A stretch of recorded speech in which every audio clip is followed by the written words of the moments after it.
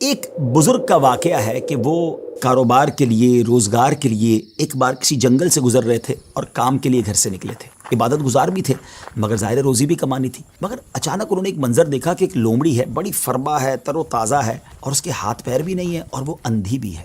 اب حیران ہو گئے کہ اس کے پاس تو نہ ہاتھ پیر ہیں، نہ آنکھیں ہیں، نہ دیکھ سکتی ہے، نہ چل پھر سکتی ہے، تو یہ کھاتی کیسے؟ اس کے کھانے کا انتظام کیسے ہوتا ہوگا؟ اسی شش و پنج میں تھے، آپ بیٹھ گئے۔ اچانک آپ نے دیکھا کہ زمین شک ہوئی اور دو پیالے نکلے، ایک شہد کا اور ایک دودھ کا۔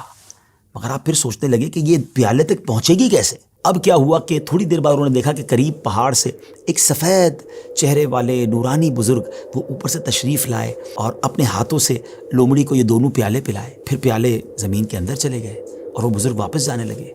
تو یہ جو عبادت گزار شخص تھے، بزرگ تھے، یہ دوڑے اور جا کر ان کا دامن تھام لیا کہ حضور آپ تعارف تو کروائیں، آپ کون ہیں اور آپ کیوں یہ آئے تھے اس لومڑی کو یہ کھانا کھلانے؟ تو انہوں نے کہا کہ میں اللہ کے فرشتوں میں سے ایک فرشتہ ہوں اور میری ایک ڈیوٹی ہے کہ میں صبح و شام یہاں پر آؤں اور اس لومڑی کو اپنے ہاتھوں سے جو غذا ہے وہ کھلاؤں۔ ان بزرگ کی تو جس کو کہنا کہ طبیعت ہی چینج ہو گئی کہ جو رب اس لومڑی کو اس حالت میں بھی روزانہ رزق دے سکتا ہے تو وہ تو مجھے بھی رزق دے گا، مجھے کیا ضرورت ہے کام کاج کے لیے تکلیف اٹھانے کی؟ آپ جنگل میں چلے گئے اور اللہ کی عبادت میں مصروف ہو گئے، کئی دن عبادت کی، 7 دن ہو گئے مگر کچھ کھانے کو نہ ملا، بھوک سے برا حال ہو گیا۔ اللہ کی بارگاہ میں فریاد کی، میرے مالک مجھے بھی تو کوئی لقمہ غذا عطا فرما، اب بھوک برداشت کرنے کی طاقت نہیں ہے، یا میری روح قبض کر لے۔ اللہ کی طرف سے یہ ارشاد ہوا، یہ پیغام ملا کہ اے میرے بندے اپنے ہاتھ سے کماؤ، کسب حلال کرنا ہے، کوشش کرنی ہے، خود بھی کماؤ اور محتاجوں کو بھی کھلاؤ۔ جب اللہ کریم کی طرف سے یہ حکم ملا تو پھر ان بزرگ نے کیا کیا؟ پہاڑ سے اتر گئے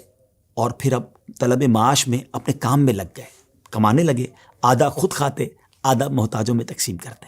اس واقعے سے سیکھنے کو یہ ملا کہ یہ دنیا عالم اسباب ہے، توکل یہ نہیں ہے کہ بندہ گھر میں بیٹھ جائے کہ بس اللہ روزی دے گا۔ یقیناً رب روزی دینے والا ہے مگر اسی نے اس دنیا میں اسباب بنائے ہیں اور ہمیں اپنے ہاتھ سے کام کرنے کا بھی حکم دیا گیا ہے، تو کوشش کرنی ہے۔ ہاں، کوشش کر کے جو اسباب اختیار کیے اسی کو سب کچھ نہ سمجھیں کہ چونکہ میری دکان ہے اس لیے مجھے رزق ملتا ہے، نہیں، رزق جو ہے وہ رب عز و جل ہی عطا فرمانے والا ہے، رازق وہی ہے، بھروسہ اس پر ہو، اسباب پر نہیں۔ لیکن توکل کو اس طرح نہ سمجھے کوئی کہ جناب اب کچھ کرنے کی ضرورت نہیں ہے۔ ایک بار ایک صحابی رسول نبی پاک علیہ الصلوۃ والسلام کی بارگاہ میں آئے اور عرض کی کہ حضور میرے ساتھ اونٹ بھی ہے، کیا میں اس کو باندھ کر اللہ پر بھروسہ کروں یا ایسے ہی چھوڑ کر رب پر توکل کروں؟ تو نبی پاک علیہ الصلوۃ والسلام نے بڑا کمال کا ارشاد فرمایا کہ پہلے اس کو باندھو اور پھر رب پر بھروسہ کرو۔ تو ناظرین، ایکچول تعریف توکل کی یہ ہے کہ ہمیں اسباب اختیار کرنے ہیں مگر خالق اسباب پر بھروسہ کرنا ہے۔ تو امید ہے کہ بہت ساری باتیں سمجھ آ گئی ہوگی۔ وہ رب سب کو رزق دیتا ہے، وہ ہمیں بھی دے گا۔